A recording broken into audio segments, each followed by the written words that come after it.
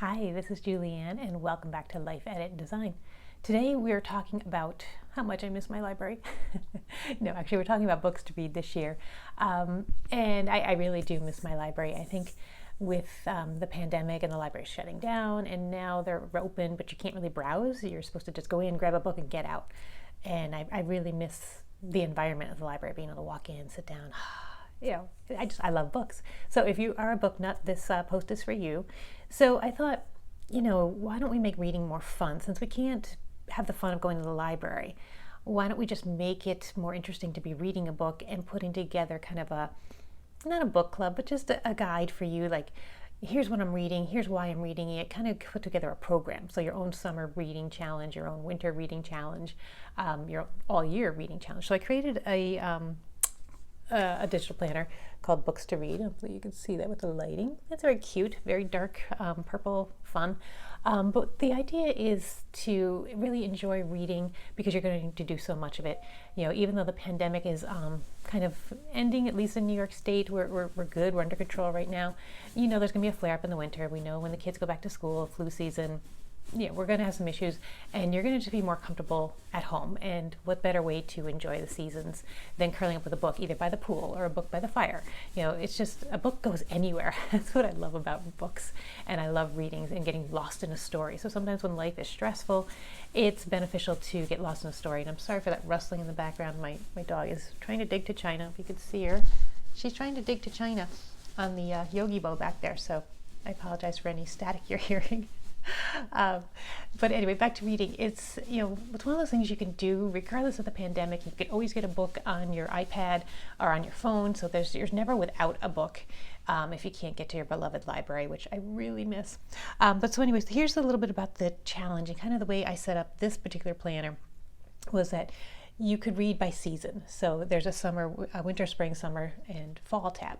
And I think, I tend to gravitate towards certain books during certain seasons, right? So, I love, like right now, this is the end of August, we're getting into September, and I know I'm going to start grabbing a few Christmas stories just to get in the mood. And then by November, I usually really read a few Christmas stories. So, by season, we tend to do things. In the summer, we really go for those beach reads, right? You want to have those fun stories, those romance on the beach, nostalgic stories. And then spring and fall, kind of, potluck, whatever catches your mood, your fancy. So I thought, okay, let's take reading a little bit more deep this year. Let's do something a little bit more structured. So, I know they always have their summer reading challenge, at least our library does, but it's not quite structured. It's just very open, like just read. Well, okay, no, that's not what I want to do. So here's my thoughts, and the thoughts behind this, this whole planner with the seasons is, why don't you come up with a structure? So for me, 3 books a month is probably pretty good because I have a lot going on, and it's kind of what I do at the end of the day. It's a little bit of a treat.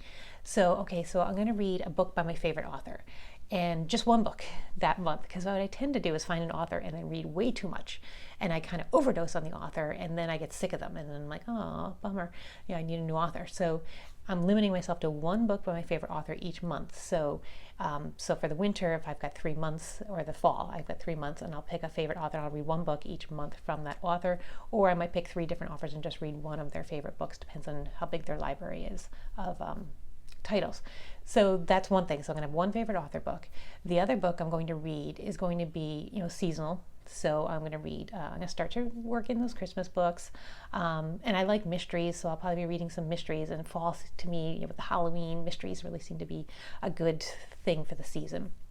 And then the other book I'm going to read is some kind of topic. So right now I'm really into The Compound Effect by Darren Hardy. And I'm into productivity and getting more efficient. We're spending more time at home, and so the commute's gone. So I have some more time in my day, and I'm like, I want to use that to my benefit. And so productivity has really become something. So I'm going to read one book on productivity each month. So those are my 3 books: favorite author, something seasonal, and something on this topic. So my topic being productivity. And then I'll do that for each of the 3 months of the season. And then next season, I'll pick something else. So I might pick biographies and maybe do 3 biographies in the next season, or I might pick a different, if there's a self-help topic, or maybe there's something you really have always wanted to learn about, something that can be learned from a book. That's important. But you can pick a different topic. Maybe you're reading nonfiction one month and fiction another month, but always pick, your favorite author. I'd like to work that in. So something seasonal, something with your favorite author, and something on a topic base. And that's a great way to work through each of the seasons. Now you can obviously read more. I'm just very busy, and 3 books a month is probably pretty good for me. I do like to have that stack. I don't know, it's like having that stack beside your bedside is like having a stack of friends, like, oh, great conversations I can dive into, and that they're all varied, some's a story, some's, they a biography or something, or nonfiction, and so I'm learning something. So to me, it's just like, it's this wonderful opportunity. So I'd love to have the physical book right by my desk. I am reading ebooks right now because I can't get much out of my library, but I don't know, I just love having a book. And if it's just 3 books, I don't get overwhelmed. If I have a whole stack, then I feel like pressured. Like I have to read them before their due date, before they go back to the library. So you pick what's right for you. But I just think it's fun to structure your reading for the year. You're going to be reading, right? If you're a book lover, you're going to be reading. Why not have some fun with it? Give it a little bit of structure instead of just wandering to your library and going, I don't know what I'm going to read. Or going through the book stack, the bookstore, or going through your app on the phone and this will give you a little bit of structure. Like, okay, I know what I'm doing. And if I'm looking for my favorite author, how can I expand his or her season so that I'm reading a little bit out of her series and not overwhelming myself. It's so easy to get drawn in and like, I just want to read, and then you kind of burn out. So pace yourself, pick some fun topics, give yourself some structure. If you're interested, you can always find that the Books to Read digital notebook in my Etsy shop. But do what you want to do. Really, really read. I love reading. You know what's coming. You know you're going to be kind of shut in the house for a bit coming up. So have some fun, plan a structure, and I hope you'll find that this suggestion is valuable to you. And we will talk to you next time.